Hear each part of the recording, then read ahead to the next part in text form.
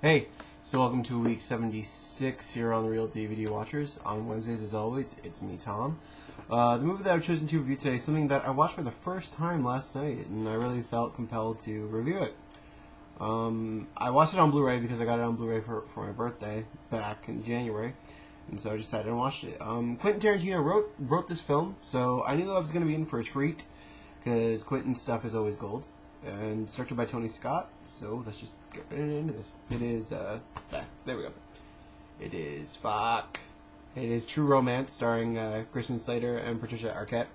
Basically, what's going on in this one is about this guy named Clarence who's just working at a comic book store, He's just getting by, it's his birthday, and he meets this girl named Alabama, and he meets her at the movie theater when he goes to see a Sonny Chiba triple bill.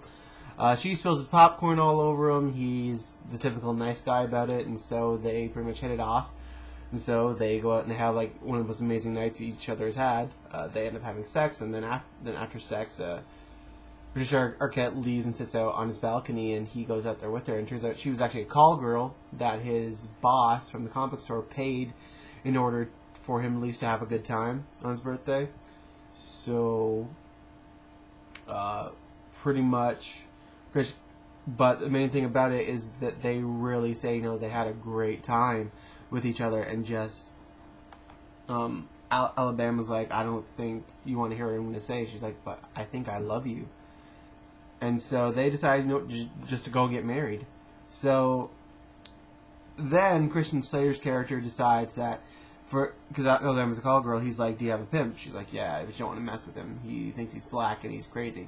It's played by Gary Oldman, so Christian Slater pretty much goes and takes care of Gary Oldman, but in the process, though, Gary Oldman screwed over Samuel L. Jackson's character for a big ass thing of coke, and so Christian Slater actually accidentally takes the bag of coke when he's yelling at the girls after he's killed Gary Oldman's character for Alabama's things, and then he says he's going to sell the coke, so he takes off to California.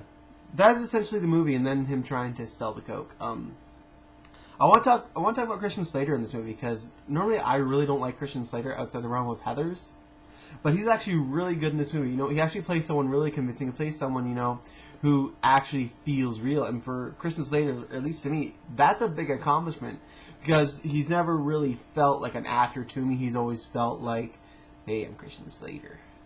I'm kind of like Jack Nicholson, only a little bit younger, So yeah, he always had that air of just like, this guy looks and sounds like Jack Nicholson, only he cannot act like Jack Nicholson. Patricia Arquette is Patricia Arquette. For me, she doesn't really act. She's an Arquette, so acting is kind of outside their realm, if you understand what I'm saying. See who else is in this. Gary Oldman is actually really, really good as the as like the pimp. I forget what his name is, but it begins with a D. But he's just so good. It's good to see him as like this pompous asshole all the time. Brad Pitt is in this. He plays the roommate of Michael Rappaport. He plays his stoner, and he does it so well. It's Brad Pitt before he was Brad Pitt, so it's a big thing. Christopher Walken's in this. He plays a mob boss. Oh, Christopher Walken, he's just amazing. I love Christopher Walken.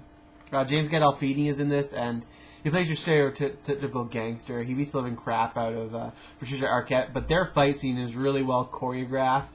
Right up to the ending of it, it's just great. James Gandolfini really walks the line in this between nice guy and just overall bad guy. It's really good to see that happen. People can say that was the same as Sopranos, but for me, I didn't really like The Sopranos, so for me, this was just a treat.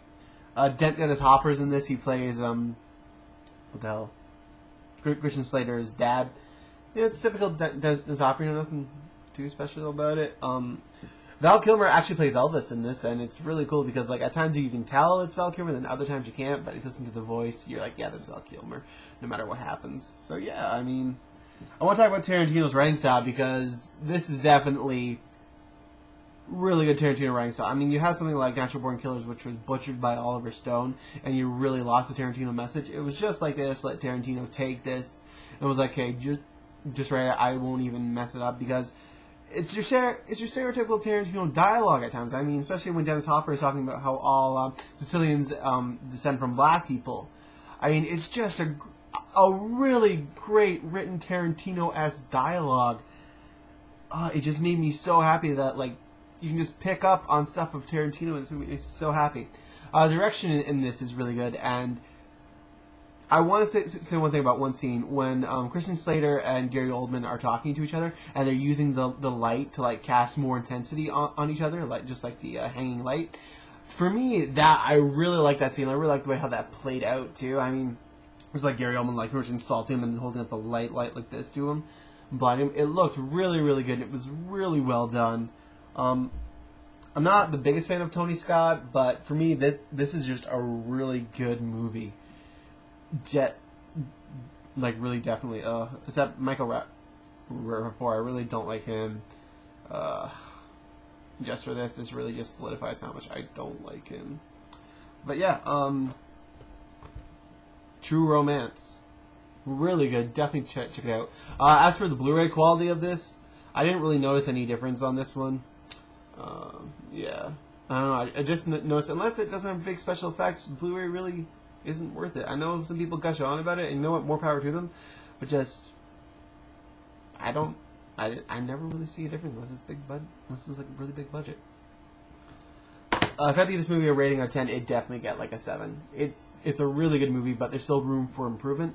And that's like saying something with Tarantino, because like normally I think his movies are perfect, but still there's room for improvement. Perhaps if Tarantino would have directed this himself, he would have added some things which would have made it better. I don't know. What am I doing with my hands? Anyway, that's the review. Thanks everyone who watches and subscribes as always, and I'll see you guys in a week's time. Bye.